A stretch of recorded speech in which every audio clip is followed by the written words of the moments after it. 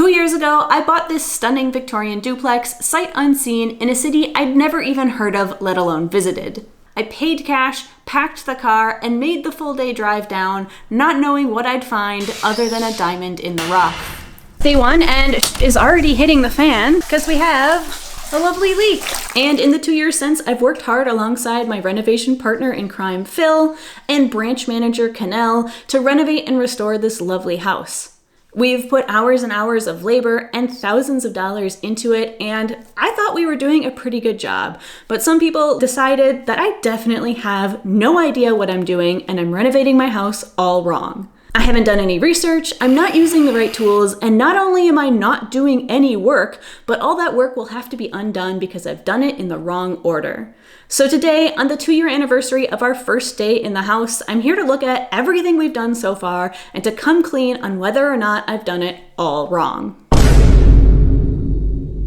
So I got this comment the other day, and it's a variation on one that I get all the time. People tune in, catch a couple minutes of work, and then like to leave me comments telling me that foundation work is first, and all the other work that we've done around here is absolutely useless until I fix the foundation. And I get it so frequently that I actually thought this would be a perfect lens to look through, kind of a great framework to sit down on the 2-year anniversary of starting this house project and look at all the work that we've done to see if it was all for nothing. Is it all wasted work? Is it gonna go to garbage once we start on the foundation? So to examine that, I thought, let's start with the exterior of the house. So when I bought it 2 years ago, it looked something like this, which right away we can see there's two big problems, the trees and the grading. So let's start with the most obvious, the trees.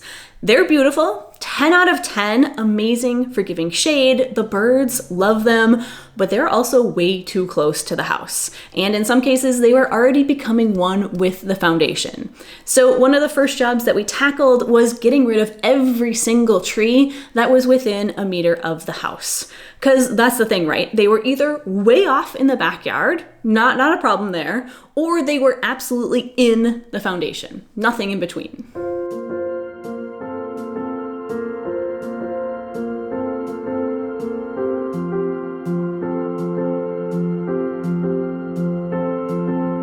So the trees are removed, and we'll be coming back for the stumps later in this video. So let's look at the backyard and the grading. So this is what it looked like for most of year one. The backyard was beautiful and lush and green, and also about 40 centimeters too high. It was split up in 2 layers. It's got an upper level and a lower level, and they're kind of connected by this gentle slope. And as it turns out, the soil of that lower level was covering not 1, but 2 rows of additional siding. And each course of this siding is about 8 inches tall. So yeah, we've got 16 inches buried underground. The house sits on a hill, and the back of the house is on the uphill side of that hill, which means that decades and decades, possibly even a century of soil, have just slowly crept down the hill thanks to gravity and erosion and piled up at the back of the house, which led to sill plates that were buried under damp soil for years and prone to rot. So the first step was to regrade the whole backyard. This was a ton of work, mostly by Phil's father, Jean, in a little 2-ton excavator, although we certainly kept ourselves busy helping out wherever possible. Now, I've never mentioned this, but the whole reason Jean was free to come out and help us at the house was that the weather was too crappy in Montreal for him to be working there. So it wasn't much of a surprise when the weather was equally crappy and obstinate in Nova Scotia. The entire time he was here, we had rain, which turned to snow, which melted and turned the clay into sludge. But a few long days and 2 tons of boulders later, we'd dropped the entire level of the backyard by over a foot, graded it so that it pitched away from the house, and created a beautiful tiered stone wall that added visual interest and will help keep the upper levels of soil from sliding back down the hill. And while he was at it, he also pulled out all of those stumps we were just talking about.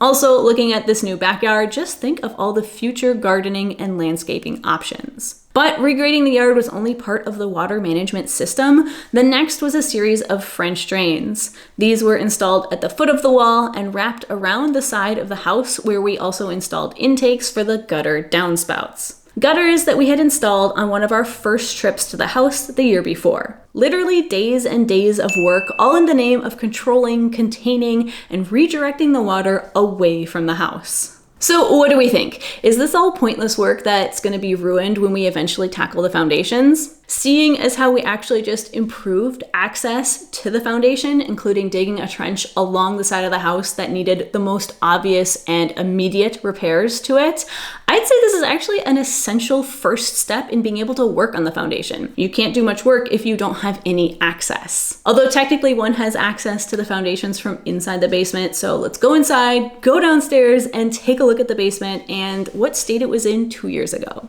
Day 1 at the house, here's the tour. It was like this weird, nightmarish twist on Antiques Roadshow. There was just so much stuff jammed down here. It was all covered in mud and sludge. Some of it was antiques, a lot of it was just garbage, and it was really hard to tell which was which. Some of it definitely would have been really nice if it hadn't been stored in a soaking wet, humid basement for God knows how long. Plus, since the house is split in 2 apartments, there were heating units, furnaces, water boilers, and pipes everywhere we turned. There were certainly some gems, like this mantelpiece, or this pile of antique doors, this antique fainting couch, but most of it was wet, dark, gross, and full of mold, and we spent weeks emptying it out. It was oddly subdivided into little partitions, which we got rid of. It was flooded because the sub pump had stopped working sometime between me closing on the house and us showing up in person. And even once we got it back working, whenever we had big rain or a snow melt, the walls of the basement would open up and a river would form. So once the basement was cleared out and once the weather was bad enough that we had to stop working outside, we decided to install an interior French drain. But Shannon, you say, you've already installed an exterior French drain. Why would you put an interior one in too? So this video review, it's not in purely chronological order. So we did the interior drain first before we knew if we would be able to bring Jean out to do the exterior one. And honestly, even now that we have the one outside, the one inside still gets plenty of use, mainly when the snow melts or if we get a really heavy rainfall. So zero regrets, both drains are incredibly useful. You know what else doesn't have any effect on repairing the foundation? 3D printing. That's right, it is time for another sponsor segment with Bamboo Labs because I have used their 3D printing repeatedly in our renovations, from things like custom sink drains for our 120-year-old farmhouse sink, to storage solutions for my sewing and crafting supplies, and I've even used them to help demonstrate some of the difficulties we've been facing in the renovations. And now I'm happy to introduce their latest improvement to the 3D printing world, and that is this filament. Sure, this looks like any other filament, but it's PLA pure. This is Bamboo's latest addition to their already pretty extensive lineup of custom filaments, and this one is pretty cool. So it meets EU food contact safety standards and EU toy safety standards. It's a bit of a mouthful, but basically there are only 5 ingredients that go into this filament, and every one is EU food contact certified. So these are the kind that are already trusted in things like children's toys and baby tableware. It also meets UL emission safety standards, which means it has really low indoor printing emissions. More on that later, but it still works the same as every other bamboo filament. You just load it in, you hit print, and the printer handles the rest. So let's take a quick look at some of the things I'm using PLA Pure for. First up is this soap dish, which obviously comes in 2 parts. You already saw the kitchen sink get a big upgrade due to 3D printing, but it was lacking a bar soap solution, at least one that didn't leave the soap stewing in its own liquid. So this soap dish, which is a Maker World exclusive, lets the soap dry out by sitting on this shelf right here. It can just drain the soapy liquid down to the bottom. It's cute, it's functional, it adds a really nice touch to the kitchen. This model had a bunch of different options to choose from. I went with like a pretty classic leaf motif, but they've got a bunch of other designs in different shapes and different themes. I also made a countertop compost bin. Really like this design. Very slick, very clean. In Montreal, every address gets one of these, but for some reason, not out here. So this just holds my compost bags. It's really simple. The lid just slides off. You put the bag in. It's great for when I'm making meals, but I also made sure to find one that fits in the bottom shelf of my fridge door, which is going to be key as the weather starts getting hotter. This one was a really long print, so I just started it as we were going out to run some errands and monitored it remotely on my phone with the Bamboo Handy app. Other prints for around the kitchen, these miniature bag clips, they're another Maple World exclusive. I was a little bit skeptical about these at first. Would they actually work? And so I printed just one, and they actually work great. So then I printed a few more. And then there's also this caravan napkin holder, which is so sweet and reminds me of being out on contract, having picnics on the caravan roof in the summer, or listening to the pitter-patter of rain on the roof. Up next, you know that I had to, it is a corgi cookie cutter. And this actually gives us a great chance to talk about PLA Pure and food safety, because most food contact filaments are tested only as a finished spool. But PLA Pure here, it is tested ingredient by ingredient from base material to pigment, and each of their 5 ingredients passes the EU food safety certification, which means that I don't have to worry about using this cookie cutter to make a batch of the world's cutest cookies. And all of this was printed right here in this room, which serves as my living room / dining room / office. And I know that's made some of you nervous about air quality, even in an incredibly drafty old home like mine. PLA Pure is UL Green Guard certified. That is the recognized standard for 3D printer emissions. It means that particles and VOCs released when printing measure below the levels of an average kitchen, an average living room or office. It's definitely way cleaner than even just burning a classic scented candle. So if you're interested in 3D printing, but you were hesitant to get into it for safety reasons, definitely look into PLA Pure. I think it's going to be the go-to filament for home use.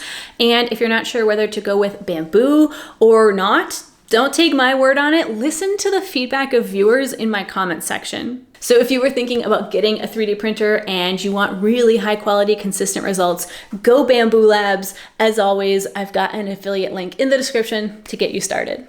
Up next, how to install an interior French drain in 60 seconds. First, rent a jackhammer that's partially broken and clearly designed for people 5'8" and taller. Use that jackhammer to break through the questionably poured concrete of your basement floor. Dig a trench along the perimeter of your basement, bonus points for pretending you're Steve McQueen in The Great Escape. Spend more hours than you care to admit removing heavy mucky clay until you've lost the will to live. Line the trench with geotextile fabric like it's lettuce in a hoagie, slap in some perf pipe, fill it up with 3/4 clean gravel, then tuck the whole sandwich in with the remaining fabric. Add some Delta board and plastic membrane on top, and close it up with 1.5 tons of concrete that you mix by hand, accidentally rage baiting the comment section into telling you all the ways you could have done this faster, easier, and better by renting a giant machine that wasn't available locally and wouldn't fit into your basement. Spend an entire day wrangling the sub pump into place because you refuse to buy specialized tools that you use exactly once. Well, that's convenient. I ain't buying a whole saw. I'm just gonna struggle for hours. Connect the system to not 1 but 2 sub pumps, then pat yourself on the back for the hard work and spend the next several months defending your well thought out and properly executed decisions, as well as your pronunciation of the phrase sub pump.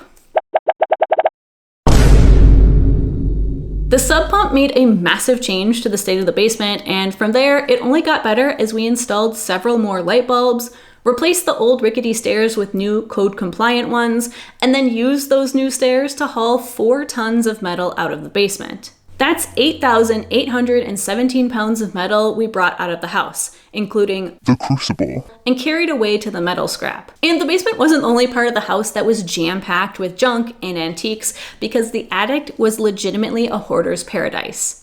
It was so clogged with stuff that neither me nor my realtor could walk through it. So much stuff up here.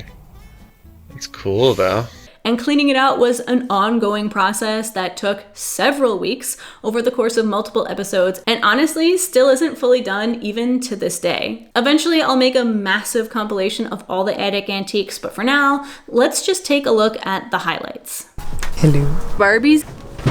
Why is it in my attic? Christmas! Ta-da! Bed frame, curler, light fixture, King Edward. A mason jar. This guy. Gorgeous. Plaster frame. Alexandra of Denmark. Swing. A pooping chair. Edwardian boot. A milk jug. All right. I don't know. Vive la reine. Glassware. $1. Very cute. Candle holder. Ketchup and mustard. Silverware. Brush. Hat. Plates. Mustache stein. This salt shaker. And all this sorting went hand in hand with another far less interesting task, which was improving the insulation of the attic floor.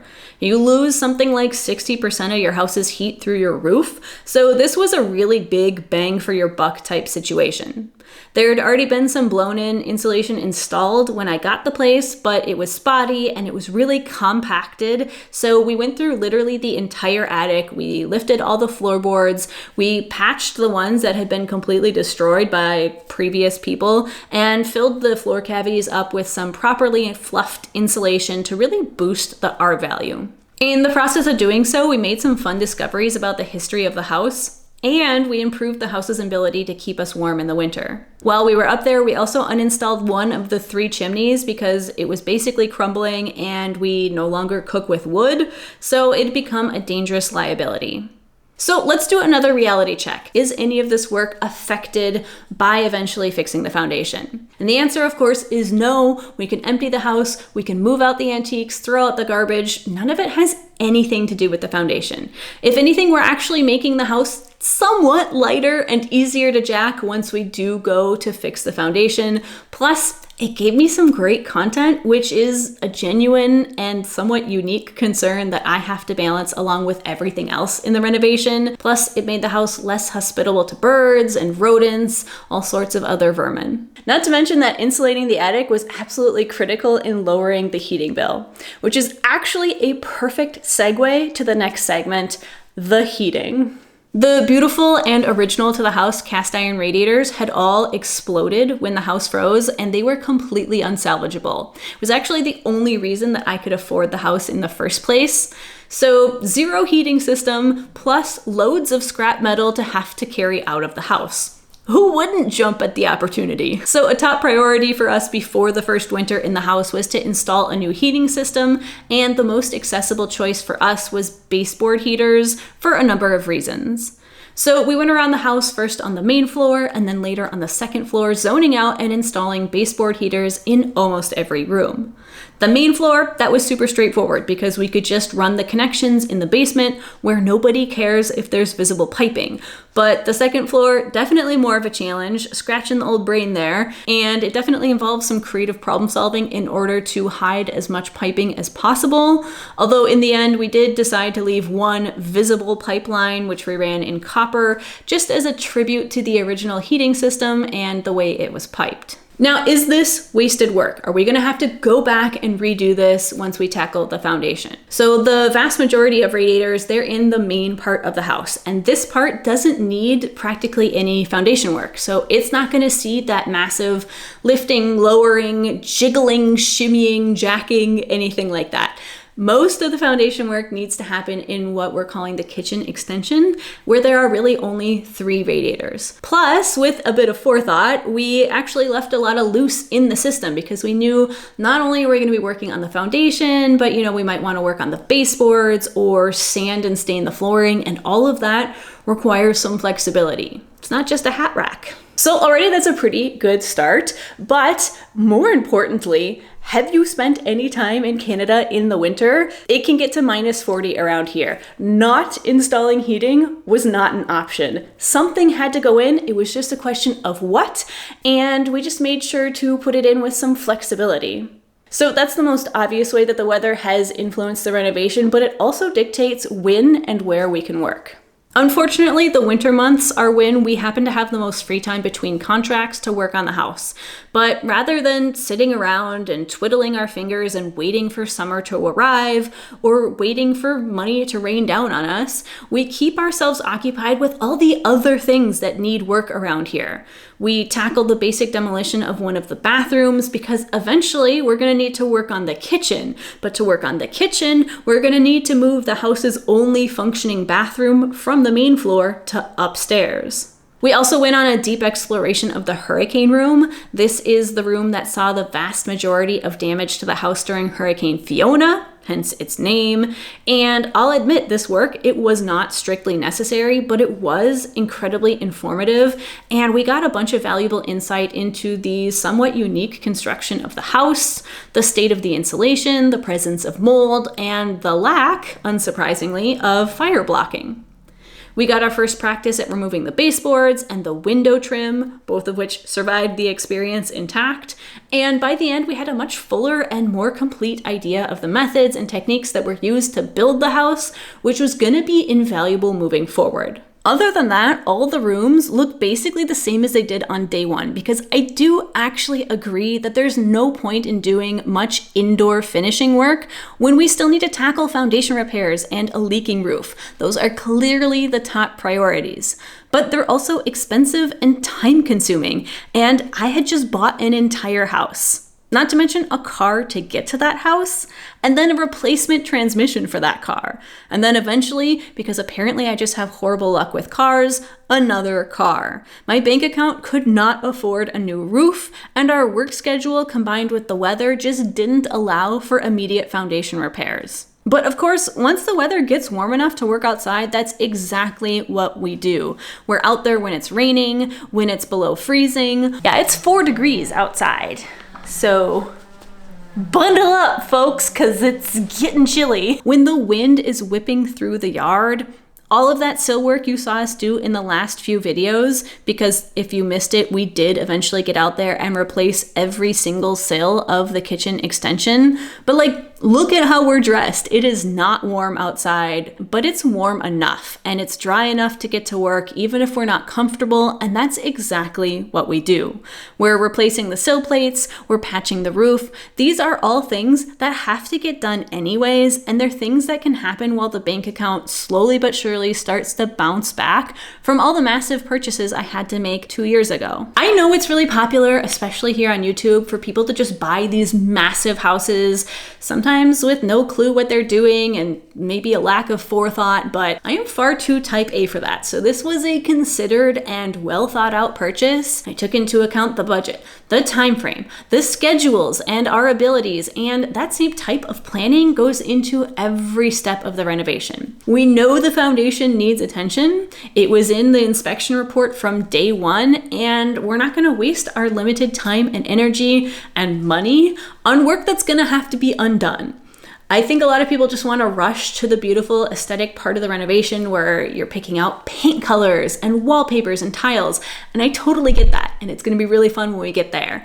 But I didn't get this house for instant gratification. I got it because I love historic houses and I really enjoy doing work, even if that work is slow and unaesthetic and not immediately gratifying. So if that speaks to you, then you should consider subscribing, sticking around for future videos. But if you're just in it for really sped up time lapses or renovations with insane budgets where a lot happens in every single episode, then I'll ask you to pass, and maybe I'll see you at the end of the year when I do my year 3 time-lapse video.